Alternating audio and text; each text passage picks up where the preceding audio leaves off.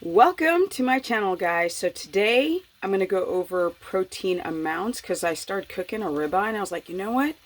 People need to get a visual of what this looks like.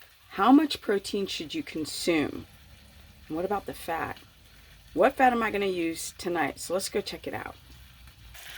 Okay, so we got ribeye cooking right here. And I'm very lucky because there is a family that's around the corner and they have a cattle ranch. And so they gave me free ribeye.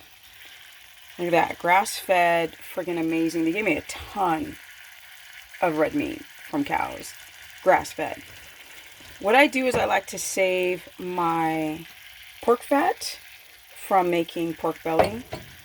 And if you guys can check this, I'm doing this with one hand. If I just go and I drizzle this on my ribeye, that's not enough fat. I don't care. I've already put a lot of fat here, as you can see. I don't care if I put 20 tablespoons. This is not going to count as my total fat trying to reach 200. The marbling will count and what I add to the plate after I'm done cooking, but not actually what's in the pan. I'm going to be using some Redmond's real salt, and be careful for those who have histamine reaction. Some coconut aminos, and we're done, and we're good. Now let's talk about the sizes, the portion sizes, because y'all are getting it wrong. So both of these steaks are about 8 ounces, and they're quite thick. You actually see it's quite thick. So I often use my hands, right? If I have my hand over it raw, I mean, it's thicker, so we have to include the thickness. It should be about the thickness of the palm of your hand. I can only film. So on this side, and it's still a little bit thicker than that. What I'm going to do is have about, let me see if I can use a fork.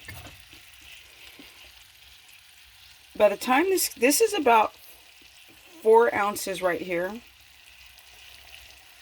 Because there's a lot of fat, then my protein count probably at this much protein is going to be about 20 to 24 grams of protein. And that's my max for my particular body. My GLUT4 receptor development, my muscle development, my insulin, and my blood sugar. A lot of you guys can't even eat this much. Then you're going to have to break that down into half this amount as a size for your meal. Now, men who are quite active can eat this whole sucking thing because look how much fat is in it. So use your hands. Often people don't know how to measure their meat. This totally is too much protein for me.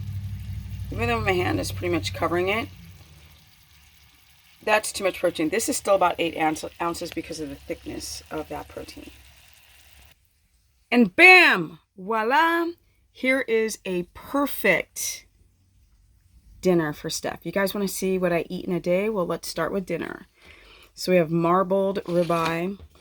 Excuse my stupid RV plates. Okay, because I like a little raw in the middle. I got my avocado for potassium.